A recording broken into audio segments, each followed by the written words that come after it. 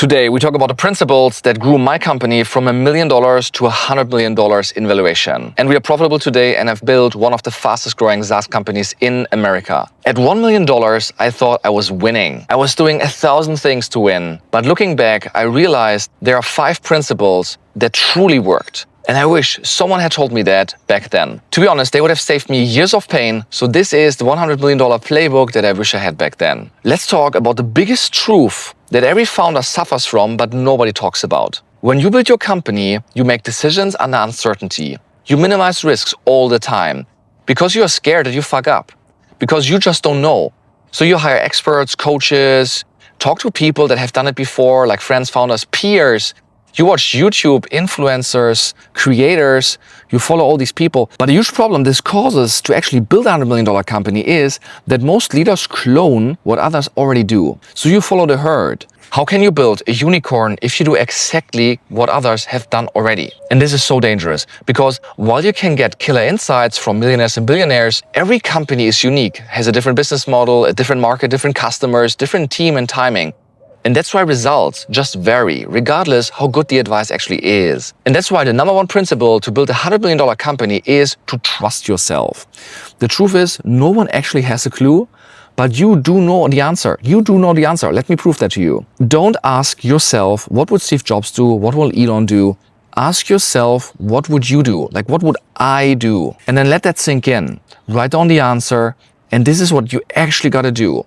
Trust yourself. So here's how to do it. Let's say I ask myself, what would I do to successfully sell my company? Now let it sink in. See what comes up. I have to grow profitably. I have to stand out. I have to be a category killer that attracts the right customers automatically. So it's almost like a pull, not a push. That will lead to growth and to profitability because I don't have I'm not shouting and pushing a rock up the hill. So how do I stand out and bring the right customers in? I have to have edge. How do I get edge? What would I do to get edge? I need to build something where the ball is going, not do something that everyone else is doing. Otherwise, I have to be like 10 times better than they, and that's just expensive because I have to hire a ton of developers. So I have to be the first mover in something. I have to be good in timing, which is really hard. Likely, I should work with my ideal customers, and by working with them, can learn from them about their pains and problems. And with that, create something that's actually of value for them, or will be of value to them in the future or soon. But the next issue is, right, like what would I do to not completely pivot the company? I bet there is something where we can almost repurpose 90% of what we have, and it's mainly a communication thing. Maybe one feature that we just make really, really good. One product, one thing, one element, one aspect. Obviously, there was something with AI because every company that does AI right now is just going crazy in terms of valuation, in terms of growth. Is there a lot of AI backed into the tools in my market already? A little bit, but not so much. So I have to create a standout feature with AI in my market that sits on top of my current suite, my current product, that would just make people flock to my company. If I can build that out, I will win. All right, so that's the constraint. Then I focus on that. Perfect. See, now I could have asked coaches to tell me exactly that. It's actually really hard because your company is unique. I said that earlier, right? You can make them ask you questions, the questions that I just asked myself, or you can just do it yourself right now. Both works. Pick one. Point is, trust yourself. But trusting yourself is actually not enough because even if you know what to do, you still need to know if the time that you're putting in is actually paying you back. Because even if you know what to do, you still need to know if the time that you're putting in actually pays back and gives you an ROI. And that brings us to the second principle. As a founder, you hustle all the time, right? You put in 80-hour weeks. But there's one key indicator that shows if you get a return on your time invested. Let me give you an example. I've received a CV from a marketer that had 20 years of marketing experience. That is 176,000 hours of time invested on that subject. Yet, he didn't know the basics on how to run Instagram ads. And then I met Ollie. He started as a video editor and excelled in creating ads as a video editor. Then he got into copywriting to make the ads better and mastered that. Then he put the ads live and tuned the ads and he got a positive ROI. Then he set up tracking to optimize spend on an hourly level and mastered that. All of that in way less than 5 years. He didn't even have a marketing CV. So what is the secret of getting a great return on your time invested? It is one thing. You got to be every day 1% better. Insist on unreasonably high standards. So what was good yesterday is not good enough today. And this brings us to the most counterintuitive principle. If you focus on building the best systems in your company, you still will not succeed. Why? Because there's a magic tension between another equally important factor. Let me explain. As your company grows, chaos kills you. Communication breaks down, too many ideas, too many directions, and you become the bottleneck. So here's what you do. You swing the pendulum over and you bring in structure, right? Dashboards, reporting lines, processes, and suddenly the chaos calms down. But here is the danger.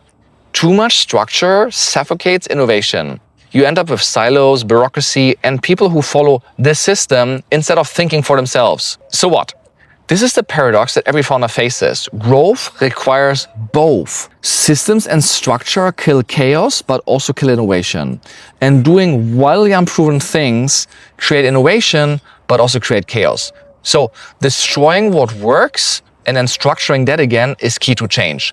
Structure and chaos, therefore, are like yin and yang. Structure follows chaos and chaos follows structure.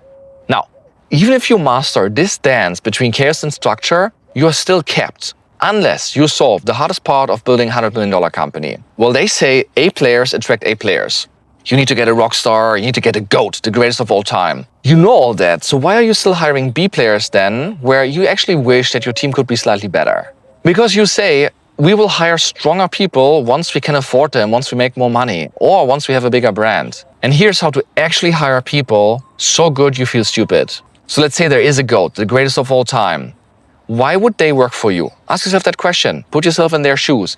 They look for the steepest learning curve, right? How can you provide that? Well, your company has to grow like crazy, or at least have the potential to do that. And they have to believe that they can learn from you a ton. Then they also need to get a role with lots of freedom, responsibilities, and upside. And they have to believe in all of that. So what's the key to all of that? You got to become an A player. Because if you are an A player, you attract A players. You are the linchpin of hiring great people. So ask yourself, who do you have to become? What do you need to change? Selling, storytelling, mindset, discipline. If you're not happy with your team, look in the mirror. The key is you need to be strong or you will hire the wrong people. But even if you build the strongest team, you still might fail because there's one factor outside your control that can make or break everything. The final element is key to really blow up. Even if you're not an A player, you can still become a millionaire or billionaire. And here it is. This is Zoom's stock price pre-COVID. And this is Palantir's stock price pre-wars and AI. What do you notice?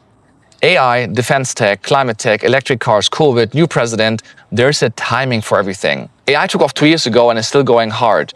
You have to be very quick when trends come to fast-track your growth. But more importantly, your overall thesis needs to be where the ball is going in minimum the next 3, 5, 7, maybe even better 10 years. In the next video, I will explain how to apply this playbook specifically in marketing so that you can 3x your growth profitably. So watch the next video right here.